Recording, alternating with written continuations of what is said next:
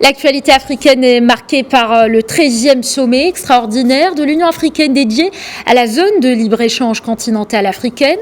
Le sommet tient depuis samedi ses travaux par visioconférence, justement avec la participation du Maroc qui réaffirme son attachement à mettre en œuvre l'accord de la ZLECAf. Cette session extraordinaire devra examiner et approuver aussi le lancement officiel du début des échanges commerciaux sous la zone de libre-échange continentale africaine le 1er janvier 2021. On fait le point sur cet événement en compagnie de Abdeltef Komat, doyen de la faculté des sciences juridiques, économiques et sociales de l'Université Hassan II de Casablanca. Bonsoir et merci d'être avec nous, Abdeltef Komat. Bonsoir.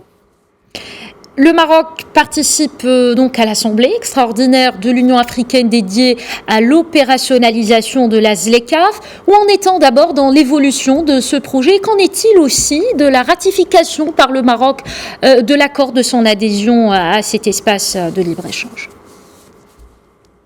Écoutez, en fait, ce projet a été initié depuis le mois de juin 2015. Les négociations ont été lancées lors du sommet africain, à l'époque. Les négociations ont duré presque 3 ans et au mois de mars 2018, l'accord a été signé, mettant en place cette structure qui est la zone de libre-échange continentale africaine, avec dès le départ la signature de 44 pays sur les 54, et 50 pays ont signé ce qu'on appelle la déclaration de Kigali.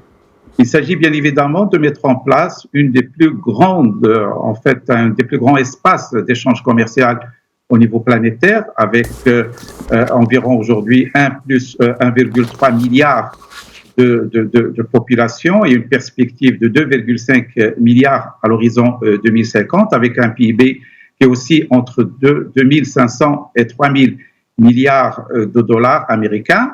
Alors, l'opérationnalisation de cette zone devait avoir lieu le 1er juillet 2020, mais à cause des effets de la pandémie, ça a été arrêté et puis, en fait, ça est relancé actuellement dans le cadre de ce sommet, le 13e sommet extraordinaire de l'Union africaine, qui a décidé l'opérationnalisation de cette zone à partir du 1er janvier prochain, le 1er janvier 2021.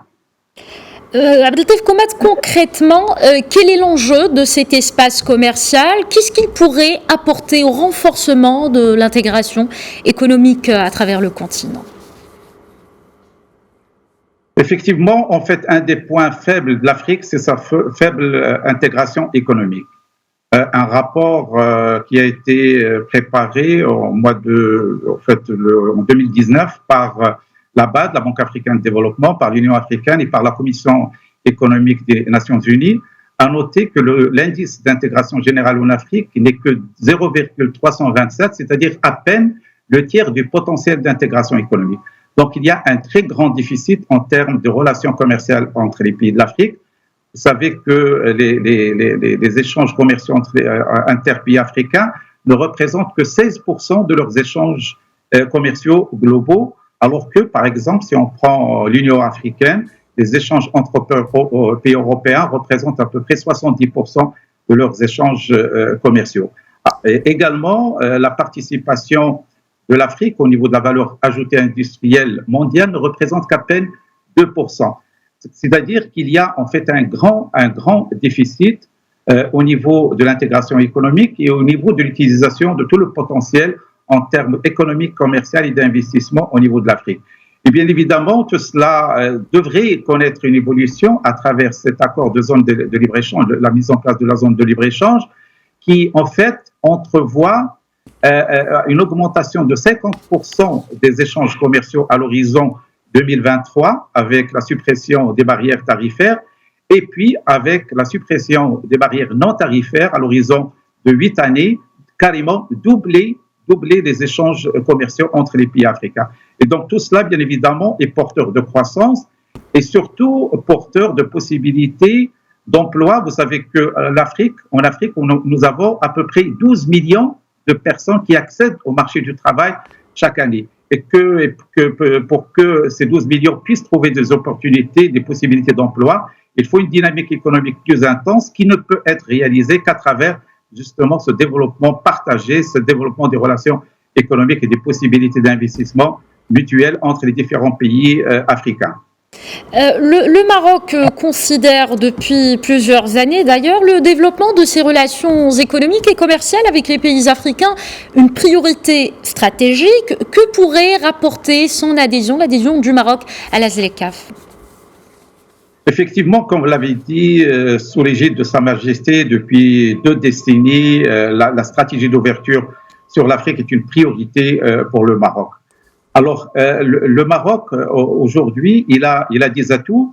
En fait, il a déjà développé un certain nombre de dimensions pour renforcer son intégration en Afrique.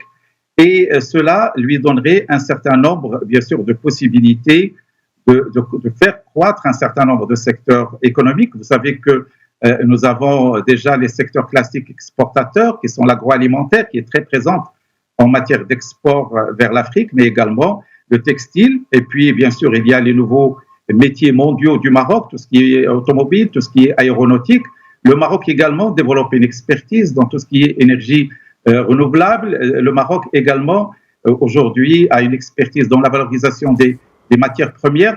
Donc, il y a tout un pan de secteurs sur lesquels peut compter le Maroc. En parlant des secteurs justement, Abdeltef Komat, à votre avis, quels sont ces secteurs économiques qui pourraient être les plus concernés par cette dynamique et quelles pourraient être pour le Maroc les clés de réussite de l'appartenance à ce grand espace commercial? Alors, les secteurs, je viens de les citer. Je vais insister davantage sur les facteurs de réussite. Bon, tout d'abord, bien évidemment, il y a la connectivité. Et là, bien sûr, il y a l'initiative royale, la création du port de Dakhla qui a été annoncée récemment. Sa grande ambition, c'est justement le renforcement de l'intégration du Maroc sur le reste de l'Afrique. Donc ça, c'est très important, l'infrastructure, la connectivité. Et également, le Maroc peut capitaliser sur ces expertises qui sont aujourd'hui très développées dans un certain nombre de domaines. Il faudrait également que nous appuyions les tissus des PME. Vous savez que le Maroc est très présent en Afrique à travers ces grandes structures, notamment les banques, les compagnies d'assurance, les compagnies de télécommunications. Ce qu'il faudrait, c'est renforcer les PME, développer leur agressivité commerciale et les accompagner pour être davantage présents au niveau de l'Afrique parce qu'il y a un potentiel énorme justement pour les PME marocaines pour qu'ils puissent être plus présentes et profiter un peu de cette dynamique, de cette liberté des échanges qui se profile avec justement l'opérationnalisation de la zone de libre-échange africaine qui est prévue au mois de janvier prochain. Merci beaucoup Abdeltef Komat, doyen de la faculté des sciences juridiques, économiques et sociales de l'université Hassan II de Casablanca. Merci encore une fois pour cet éclairage.